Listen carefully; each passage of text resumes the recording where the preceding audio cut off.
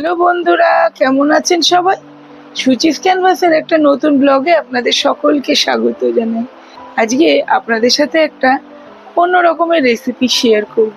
তো সেটা হচ্ছে লাউ পাতায় চিংড়ির বড়া। তো এই রেসিপিটা কিভাবে বানাচ্ছি চলুন দেখে নিই। এখন আমি বানাবো লাউ পাতায় চিংড়ির বড়া। এখানে আমি লাউ পাতা নিয়ে নিয়েছি আর একটু জল গরম করে নিয়েছি। গরম জলের মধ্যে আমি লাউ পাতাগুলো ডুবিয়ে দেব। একদম কচি কচি লাউ পাতা, উষ্ণ গরম জল, তার মধ্যে লাউ পাতাটা ডুবিয়ে রাখবো খানিকক্ষণ যাতে একটু নরম হয়ে যায়। আর এখানে আমি নিয়ে নিয়েছি সর্ষে, সাদা সর্ষে আর কালো সর্ষে সমপরিমাণ। তার সাথে নিয়েছি 4 থেকে 5 চামচ মতন নারকোল কোড়া, আর একটু নুন দিয়েছি। আর এখানে রেখেছি চিংড়ি মাছ। এবার এটার মধ্যে সামান্য একটু নুন দিয়ে দেব, আর দেব একটু সর্ষের তেল। এরপরে এই লাউ পাতাটাকে এরম ভাবে জল ছাড়িয়ে নেব। এবার এরম করে এই যে লাউ পাতার শীটটা আছে দেখুন, এই শীটটা এরম ভাবে ফেলে দেব। ফেলে দিয়ে এই যে সর্ষে বাটাটা, সর্ষে নারকোল বাটা, এর মধ্যে একটু কাঁচা লঙ্কাও দিয়েছিলাম, দিয়ে এরম করে দেব। দিয়ে এখানে একটা চিংড়ি মাছ দিয়ে দেব।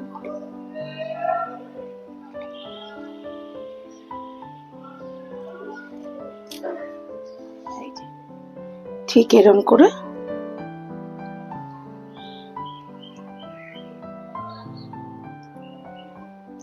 একটা একটা চিংড়ি মাছ আমি দিয়ে দেব।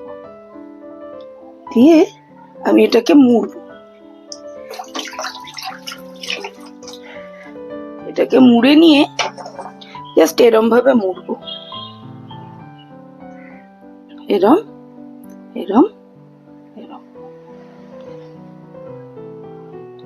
জাস্ট এরম ভাবে মুড়ে নেব।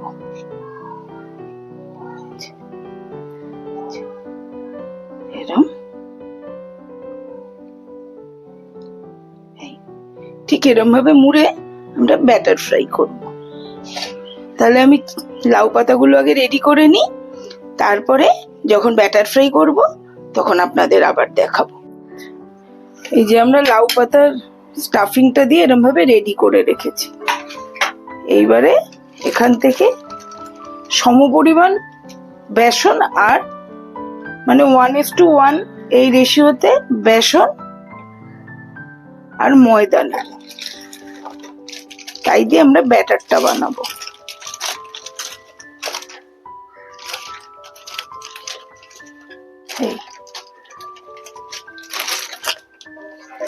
এর সাথে দেব একটু নুন,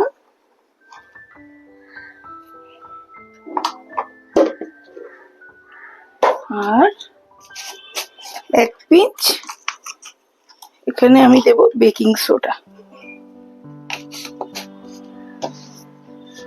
তার সাথে দেব সামান্য একটু চিনি।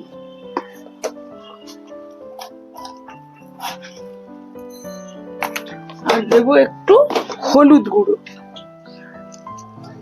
তাই জন্য হলুদ দিয়ে দিলাম। দিয়ে এটাকে এবার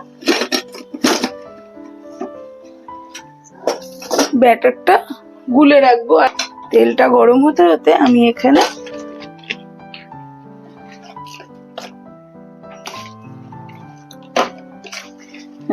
ব্যাটারটা বানিয়ে নেব।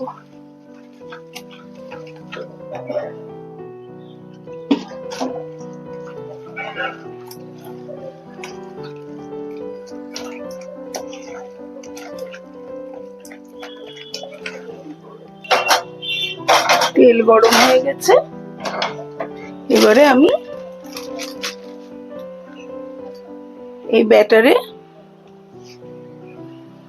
এই যে এরম ভাবে ধরে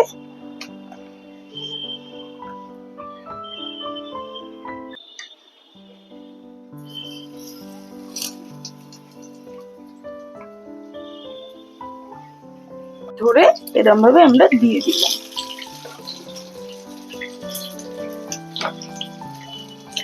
দিয়ে জাস্ট আস্তে করে উল্টে দেবো, আর গ্যাসটাকে ধিমে আছে এটাকে ভাজতে হবে।